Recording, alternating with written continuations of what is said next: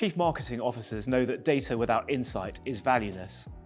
Nevertheless, there remains a focus on collecting data and endless optimization of activity rather than generating insights to drive creativity and big ideas. Data exploitation should be as important as data acquisition, and together they are essential in delivering a successful marketing campaign.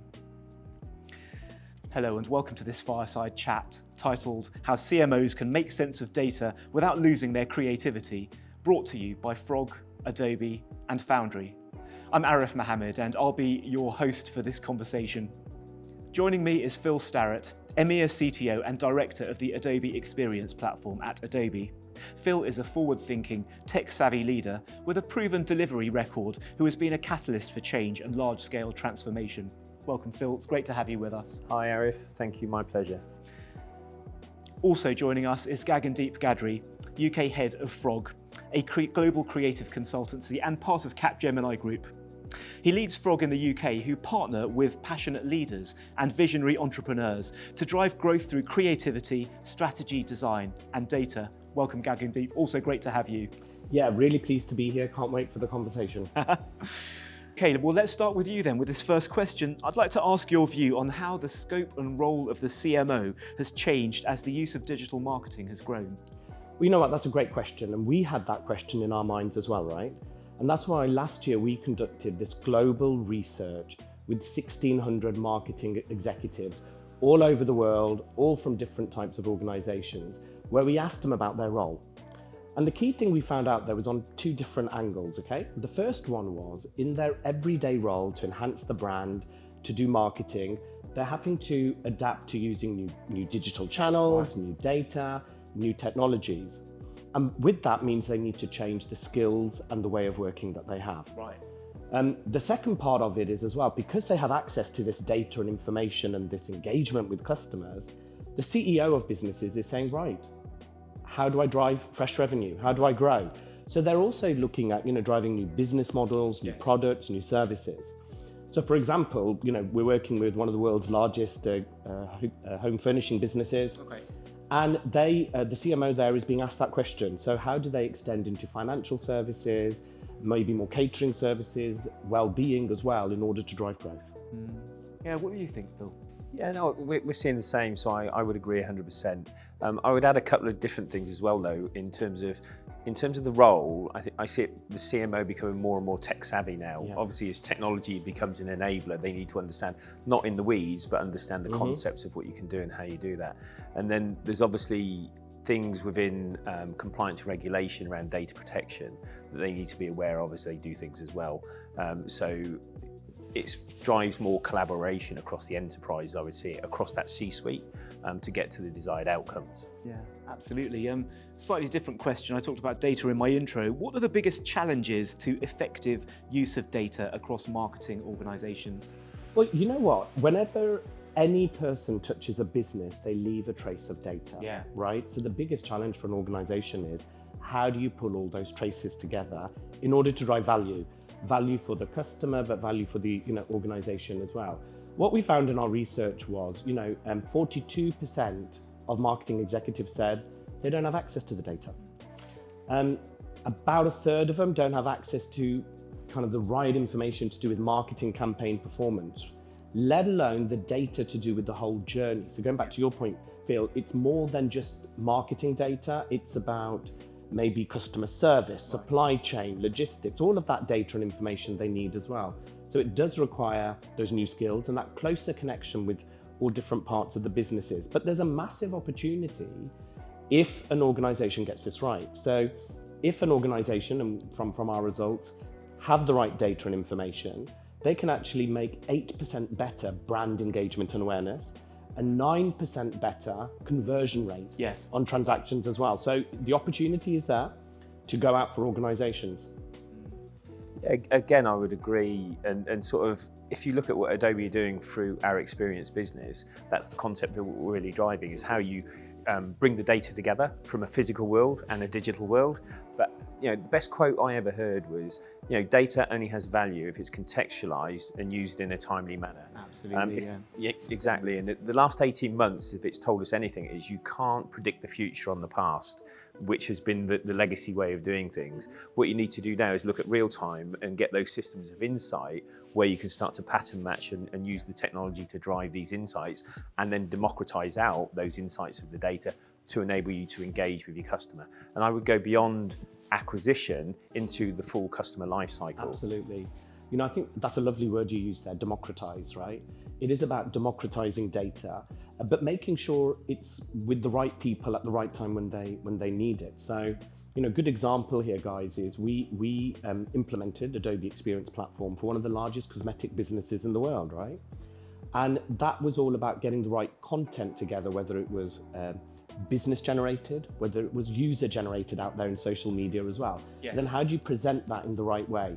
So that required data and connection, but also real change in skills of people to be able to use that as well. So it's happening out there. We're seeing organizations kind of pulling it together, but massive opportunity.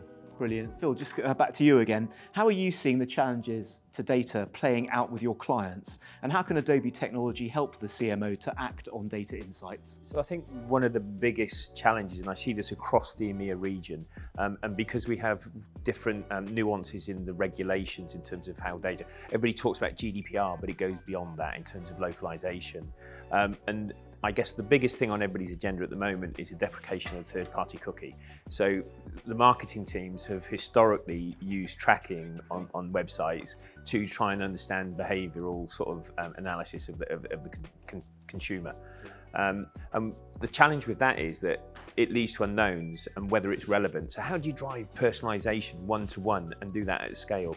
And again, that's what we're driving through Experience Platform. So it's about moving from third-party to first-party data and having a strategy around your data for the enterprise in terms of how you use that. Gagadeep, let me shift gears and ask you about skills and talent. How do you build diverse teams to provide the right balance of skills? So look, this is where kind of maybe a bit of a dirty word comes into here around what I talk to CMOs. It's about, well, what's your marketing vision, strategy and operating model, right? Yeah. A couple of dirty words there, right? and they're challenged with the everyday, but they do need to step back and be very clear about what the vision of marketing is going to be and the way of working, the operating model. And the operating model, the skills part of it, right? So the skills part of it is, what skills do they need to have? Now, it's a good example is analytics, right? Or data. As an organization, if you're a retailer, how much of that skill do you need? And how much of that skill would be attractive to someone working for you? Yes. Because people who do analytics, they want an analytics career. Right. They want to see progression. So we talk to a lot of businesses and say, yes, you need those skills, but what of that do you keep in-source and what do you need to outsource or leverage through other organizations, working with them and supporting in order so that they have the right control and understanding, but they're leveraging the right people and, because there's a talent war, and it's the talent war not just for businesses, but for agencies and consulting businesses or tech businesses. We're all going after that same talent. But beyond marketing, the other thing about skills is you need to connect with the rest of the business. Right. I think CMOs have had this background of writing a brief and outsourcing it to an agency to do something. No longer true. They need to get the data. So they need to talk to the IT department. They need to talk to finance. They need to talk to HR. So they need to have that kind of understanding and way of working in an ecosystem, which is your marketing department, broader business, and then an ecosystem of organizations outside your organization that you leverage and work with to achieve what needs to happen. Brilliant. So collaboration across the business and outside as well. Phil, beyond skills and talent, what are your recommendations for how CMOs can take full advantage of data and insights? I think really I go back to that sort of customer life cycle, and what we're talking about now is that whole experience, and technology is changing so much. Everybody's talking about the metaverse now in the future, how that's going to come together. So you have virtual reality, you have augmented reality, you have the real world.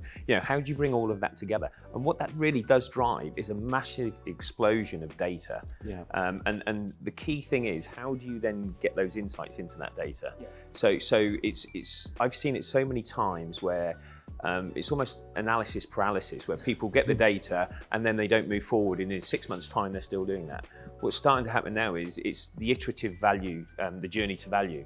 And what that is about is sort of recognising value as you go along. Right. And then from there you get the momentum to drive that catalyst for change. There's an old adage, we all talk about it, people, process and technology. You know, and at the heart of everything we do is people, and this comes back to, you talk about the talent and you've talked about inclusion and things like that. Adobe and the heritage of what we do, you know, by its own nature is creative, and within that we have a very diverse and inclusive culture in terms of how we do that. And that generates challenge in the right way, and therefore it acts as a catalyst to drive change. Brilliant. Yes, Phil, that's right.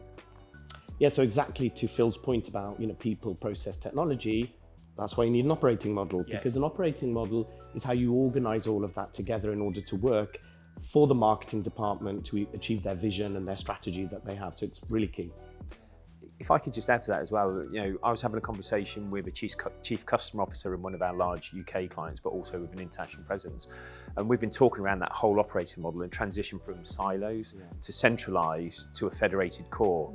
You know, and what happens is, in the past, the marketing office has been that silo, and now they, you know, get driven via different agendas across the enterprise to centralise things, which then constrains the business. And the idea then is, what are the bits that you can have as shared services, and what does really need to be niche to drive the value and the outcomes within your part of the business? Yeah, and you know, that only gets more complicated for global businesses that have multiple brands or categories, because you've got the central view, you've got the geography view, but you also have the brand view as well, right? So how does that all come together, and what is the right federated approach to do that? Again, operating model answers, looks at all of that and says, how do you organise? Yes, the operating model is certainly important. Another theme that consistently comes up is the ability to move at speed, right? Identifying insights and using them to engage in real time across the customer journey. So what does this mean for both of you, and how can brands achieve this? Gagandeep, you go first. Well, look, you know, there's no silver bullet answer to this at all, right? Firstly, you know, the speed, it's in the eye of the beholder. Right. So I remember when I first started work, had a laptop, it used to take 2 minutes to boot up. That was acceptable. Now it's seconds. If it doesn't turn on, you know, there's a problem, okay? So that speed, you have to kind of have a flexible operating model or a way of working so you can flex to it. So we work with Unilever, and we've put together a PDC, which is the People Data Center. So it's a setup where you bring people, technology and data together so they can harness it in the most quickest way. So for example, if there's weather's changing, they'll use that data with all of the other data to understand, okay, what does that mean for our marketing, for our products?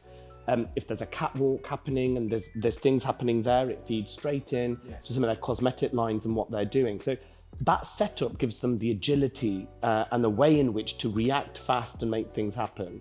So I think the setup, having the right setup and being organised in the right way to be able to move at the right speed is what you need. That's really cool. Phil, what are your comments on that? Yeah, I agree. I think, you know, the key thing for me is laying the foundations. What I see is people try and go from, rather than do crawl, walk, run, they go straight into a sprint. Yes. And then they wonder why things fail, so they set themselves up for failure. I think one of the key things when we drive this through Adobe is the use of a data-driven operating model. So we link the outcomes to key KPIs, and we use data to inform that so that we can sort of realise what value is happening. Then the roadmap to roll it out. You know, agile is a very, I think, overused term these days. For sure. And if you get it wrong, it becomes fragile because things will break. You know, sort of to use the analogy. So I think it's about iterative value realization, but understanding what that North Star is and where you want to get to. And sometimes you need to Gagandeep's point, is to change route. You know, so you can't just have a straight road map. It's almost like the tube map in London, where you might get on the central line, but you get off onto the northern line to get somewhere else because something else comes in and disrupts. You know, the deprecation of the third-party cookie is something that's happening, that people have to change. And if you don't, you're just going to store up problems for yourselves. Yeah. We've talked a lot about data so far, but I believe one of the insights you identified in the research was the need to balance creativity with science. Let me ask Phil this one. Do you see a need to rebalance and ensure that the art side of marketing isn't lost? Phil, you first and then Gagandeep. No, I don't think it's a rebalance per se. I think it's more embracing some of the newer ways of working and the technologies that enable the innovation to drive creativity. Okay. Adobe has creativity in its heritage, it's its DNA. We have the 3 business units. One is the Creative Cloud, one is the Media Cloud, and one is the Experience Cloud.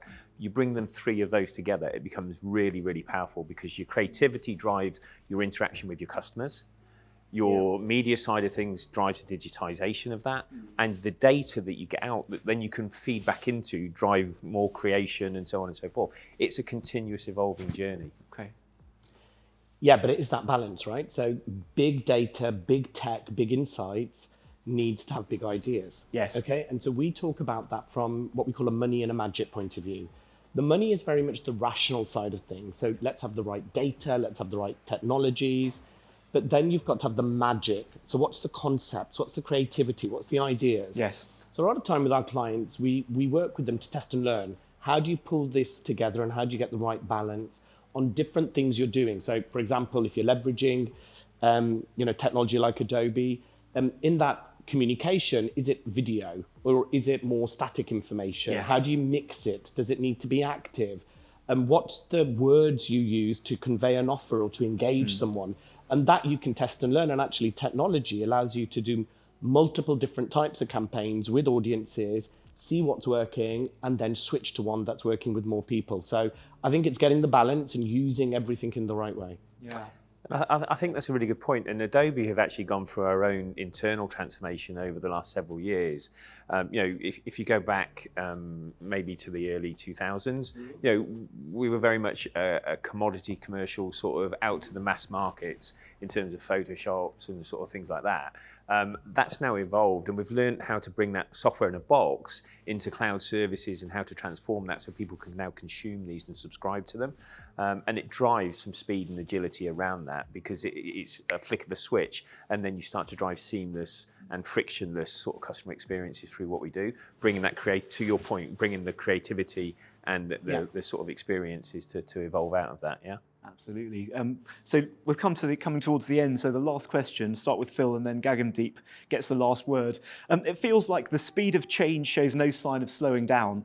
What changes do you see taking place that CMOs need to be prepared to take advantage of as we move through 2022 and beyond? I think it is embracing the new ways of working, and that sounds a bit corny, but it's that cultural aspect of how you do things. And I'm talking from a large enterprise sort of experience here. Generally, you get different agendas. You need to collaborate. You need to look at how you break down those barriers, and that's how you democratize not just data, but ways of working. Everybody talks about speed, automation, but if you automate historical processes, you're just going to hit problems quicker. You need to also look at re-engineering your processes, your workflows, how you do things. And that's where the creative and design side of people like Gagandeep and Frog come into this, to bring the technology together to drive those sort of really experiences and outcomes for our customers. Yeah. And totally agree with that. But just taking the thinking forward a little bit, I think what CMOs need to think about is purpose. So in what we're seeing as a societal change, whether it's Me Too, COVID, Yes. mental health, Black Lives Matter, the sustainability, the horrible stuff that's happening in Ukraine. Yes. How do you respond to that in a purposeful way with your brand and bring that meaning, that connection into everything you do? So I think that's a massive thing we're seeing with organizations in making that connection happen in the way you execute your communications, marketing, and engage people. And the second thing, you mentioned it earlier on, Phil, metaverse, right? What is it? How does it work for my business? How should I connect with it? I think no one knows that yet, but I think organizations should start to play with it, to understand. I think you should use it as a way in which to inspire, engage, reach people, but don't really think about making money from it just yet, because people don't know how that's going to work. But they're two things I think CMOs and marketing executives need to think about. Thanks, Gagandeep. If people want to find out more information about what we've been talking about today, where would you point them? Well, I'd go to frog.co, because that's where all the CMO research is. So there's all the information there about the research, and marketing executives can use that. Yes. There's also other research on there as well, a really interesting one around disruption fatigue. We've talked a lot about change today, and that change is causing fatigue in businesses. So have a read of that, I think it's good. The final thing is we've also created a CMO network. So it's a network of marketing executives, and we get together every quarter. If you'd like to be part of that, please reach out to me and we can get you to be part of that network. Brilliant. And how about you, Phil? Yeah, similarly, we have adobe.com, obviously. For the individual practitioners who need to make the tools and drive these outcomes, we have the Adobe Experience League, which you can then drive self-certification and understand the products better. And then we also have a marketing sort of come together for the C-suite. We call it the Experience Makers for Executives, and we're trying to bring a network together to share practices and experiences, really. Thank you for that, Phil. And I'd like to thank both of you for joining us today, Gagandeep Gadri from Frog and Phil Starrett from Adobe. We appreciate you sharing your insights and expertise. I'd also like to thank you for tuning in. And you can check out the resources section on your console, where you'll have links to some of these resources we've been talking about. For Frog, Adobe and Foundry, I'm Arif Mohammed. Thank you.